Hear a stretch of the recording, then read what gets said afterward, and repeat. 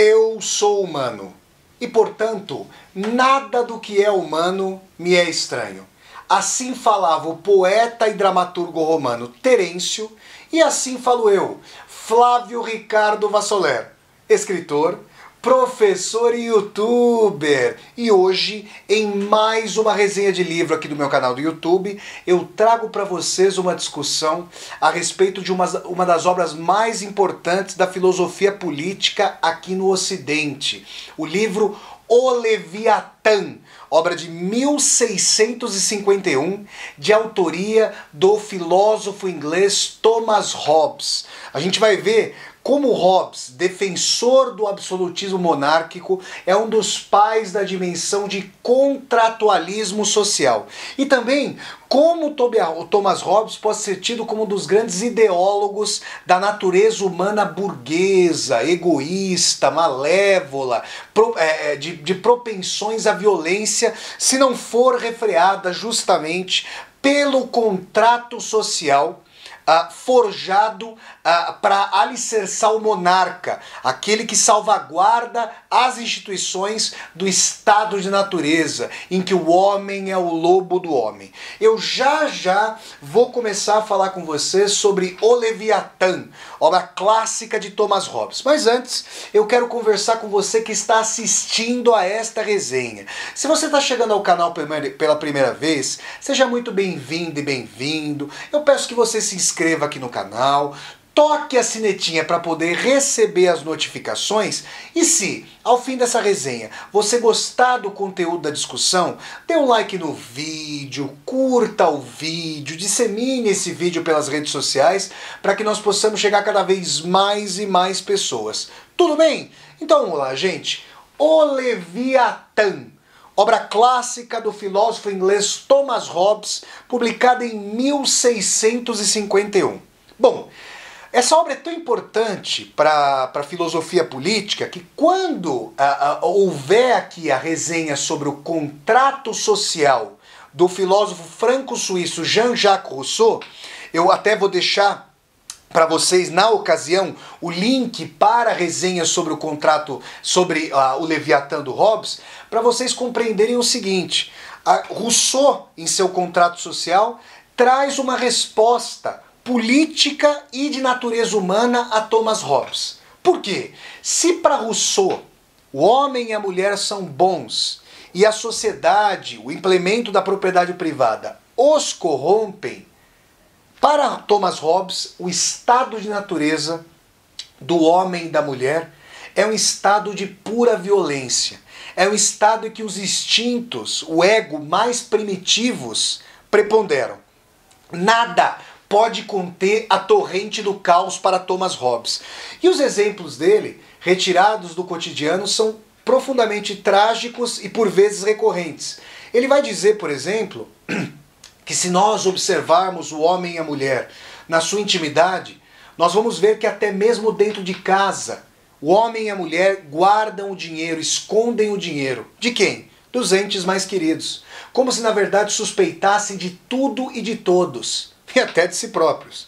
É importante dizer que para Thomas Hobbes, o estado de natureza, o estado primitivo, implica sempre a lei do mais forte, a lei do mais esperto, um caos completo, uma dimensão de que não há regramento a não ser a força, a não ser a arbitrariedade, a não ser aquele que para o Hobbes era o afeto mais importante e constitutivo do ser humano, o egoísmo.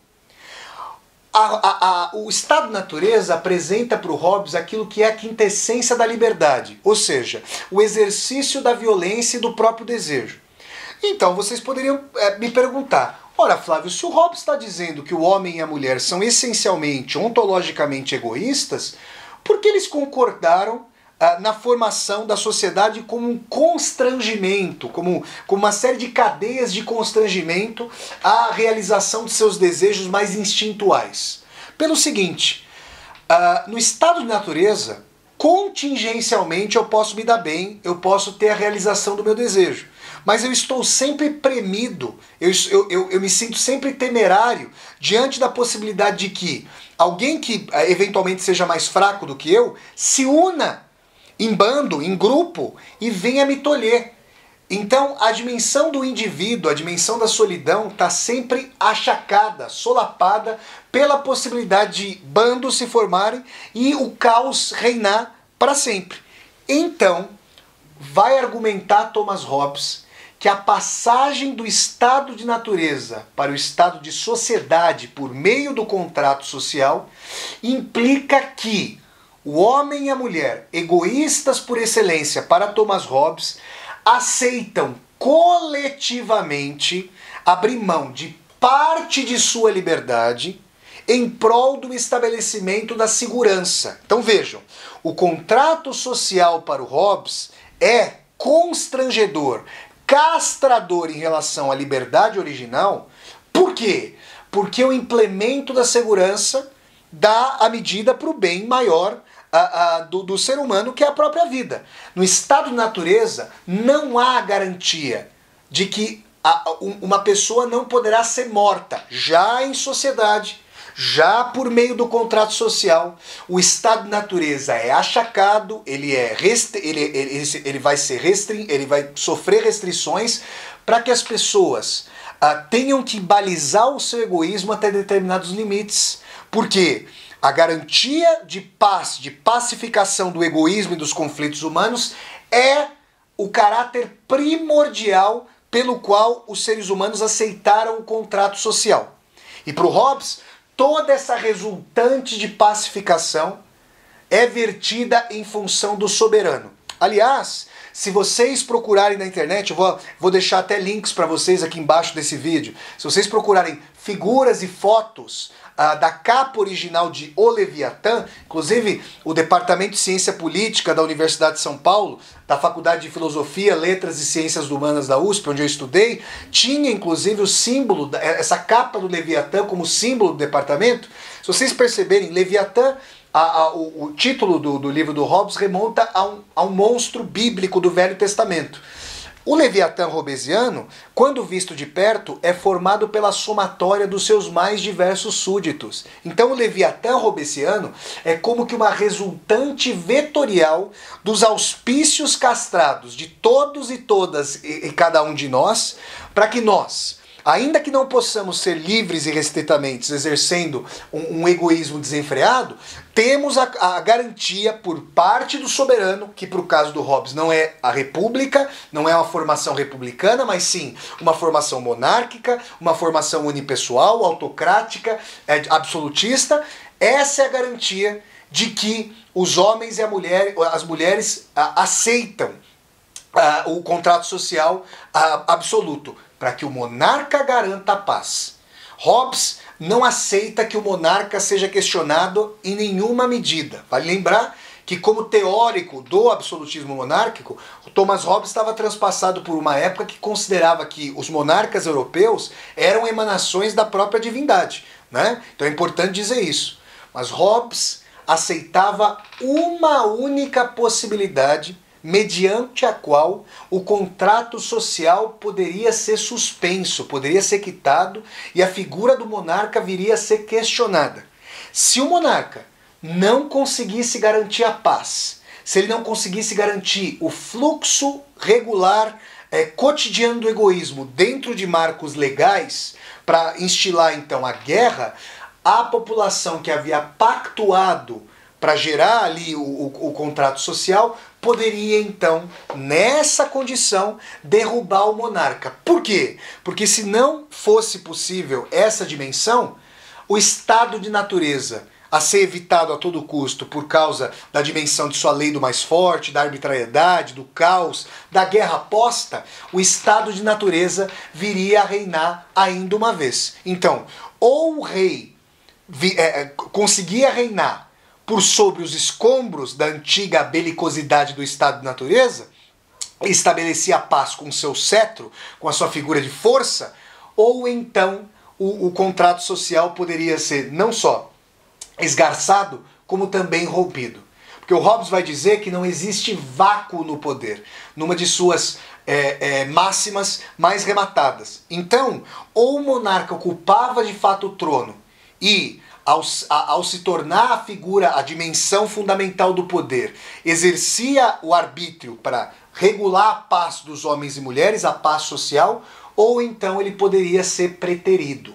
O Hobbes é conhecido, gente, pelas suas máximas também, ali, por exemplo, em relação ao estado da natureza, o homem é o lobo do homem. Na dimensão de que as pessoas querem, na verdade, a maximização dos seus próprios interesses contra os demais. E só fazem em favor do outro, ou se refreiam, quando constrangidas são. A Hannah Arendt, essa grande filósofa alemã, autora de Origens do Totalitarismo, vai mostrar, com uma análise bem interessante, como Thomas Hobbes é um dos grandes ideólogos do capitalismo e da burguesia então nascentes. Dessa burguesia que ocupava justamente os burgos das cidades medievais e que ia clamar, tanto na Inglaterra hobbesiana quanto na França jacobiniana, o poder político por meio da Inglaterra da Revolução Gloriosa e na França, um século depois, por meio da Revolução Francesa. Thomas Hobbes faz como que terra arrasada das dimensões de altruísmo, das dimensões cristãs mais idealizadas sobre a figura do homem e da mulher, e vai alçar o egoísmo como base, como afeto fundamental da vida social. E o afeto atrelado profundamente ao egoísmo, na teoria hobbesiana do Estado, do direito e das relações sociais, é o afeto do medo. O contrato social, se nós imaginarmos o contrato social hobbesiano como uma parede, a argamassa, o cimento desse contrato é o medo. Porque o egoísmo entregue a si mesmo, o ser humano entregue a si mesmo, é a propensão do próprio desejo, do egoísmo. Agora, quando o soberano vem com seu cetro, Hobbes vai dizer que não existe poder sem armas, não existe exército sem armas. Quando Thomas Hobbes vai dizer que o gládio, o poder do soberano, refreia o egoísmo, ele o refreia por meio do medo, pelas consequências dali advindas, para aqueles que ousassem infringir o contrato social pactuado. Aí vocês vão perguntar para mim o seguinte, vou até tomar uma aguinha, gente. Aí vocês vão perguntar para mim o seguinte, Flávio, mas o Hobbes toma por dada a dimensão da formação de um contrato que teria acontecido empírica e historicamente? Não. O contrato social hobbesiano, como também o contrato social russoniano, sobre o qual eu vou falar aí no futuro aqui no canal, é um contrato social que deve ser balizado, que deve ser visto da seguinte maneira. Thomas Hobbes e também Jean-Jacques Rousseau vão imaginar uma construção, uma história geometrizada. A geometria, por exemplo, tem os seus axiomas. O ponto é definido, sem que se possa provar por quê, como a unidade geométrica menor, como a unidade básica da geometria. Também o tempo do contrato social é subtraído da história. Ou seja, olha que interessante. O contrato social é fundante da história para o Hobbes, porque antes nós tínhamos a pré-história do homem sendo o lobo do homem, do estado de natureza. Mas uma vez erigido o contrato social com a ficcionalização, com a hipostasia de que homens e mulheres pactuaram para viver em sociedade, perdendo liberdade, mas refreando o egoísmo por meio do medo, por meio do poder do soberano, a história então é fundada e vem à tona o tempo da história. O pacto social, o contrato social, é algo suspenso em relação ao tempo, mas que funda o tempo mesmo da história. É essa baliza interessante em termos filosóficos que vai dar a dimensão para nós para entender o que é esse Leviatã. Quais são as suas características? E desde então, gente, é possível dizer, eu diria a vocês me posicionando aqui como alguém muito interessado em filosofia política, que em enorme medida esquerda e direita se digladiam, tomando para si as heranças, ora de Thomas Hobbes, ora de Jean-Jacques Rousseau. Porque vejam, os ideólogos do capitalismo contemporâneo vão afirmar a dimensão hedonista, utilitária, egoísta dos homens e das mulheres, e esses laivos remontam ao Leviatã, como eu disse. Agora, claro, num contexto não mais monárquico absolutista, mas com a dimensão de um indivíduo que é maximizador do seu próprio prazer. E a esquerda, as tendências mais progressistas, vão beber na obra magna de Jean-Jacques Rousseau, o contrato social, e o Rousseau também escreveu um ensaio sobre a origem da desigualdade entre os homens e as mulheres, para dar a dimensão de que é a sociedade que corrompe as pessoas, de que são os marcos da propriedade privada, da hierarquia, da desigualdade política, da desigualdade econômica, que deformam as pessoas, que se elas pudessem ser submetidas a outros tipos de socialização e sociedade, as relações interpessoais, as relações institucionais seriam outras. O que a história tende a mostrar é que nem Hobbes e nem Jean-Jacques Rousseau estão inteiramente corretos, mas também eles não estão inteiramente errados. É claro que quando nós vemos na contemporaneidade fortes movimentos autoritários, pessoas agindo contra seus próprios interesses, fica difícil imaginar um contrato hobbesiano com racionalidade de perda da liberdade pelo medo, mas também fica difícil denegar o Hobbes como um todo, para dizer que as pessoas não têm um caráter malévolo incrustado em si. Se não for o único caráter, e nós sabemos que não é, ainda assim o afeto do egoísmo, o afeto do medo, o afeto da arbitrariedade, tudo isso é muito forte no ser humano. Por outro lado, como alguns poucos países, nomeadamente os escandinavos, conseguiram alcançar com justiça social prevalecente, e mesmo outras organizações sociais que não partem dessa matriz do iluminismo, essa matriz do indivíduo iluminista, é importante dizer que, reformadas as instituições, distribuída a renda, com outros tipos de estímulos e prestígios sociais em termos de afetos, o ser humano pode ser outro. Ele não necessariamente vai ser preponderantemente narcísico, egoísta, violento, arbitrário e utilitário. Dizer que é possível extirpar esses afetos é, na verdade, amputar o humano. Mas é perceber também que o interessante seria jogar Jean-Jacques Rousseau contra Thomas Hobbes para tentar entender que construções que mediassem o egoísmo com a solidariedade dariam uma vazão social interessante. Como o faz o estado de bem-estar social, a social-democracia escandinava, hoje fortemente atacada pelo capitalismo neoliberal. Então, pessoal, numa síntese, Thomas Hobbes deve ser entendido não apenas como defensor do absolutismo monárquico, posto em seu tempo, mas também como um ideólogo, um precursor dos valores do individualismo capitalista, do individualismo burguês, ainda que colocasse as bases para um refreamento. Para ele, esse refreamento só seria negativo.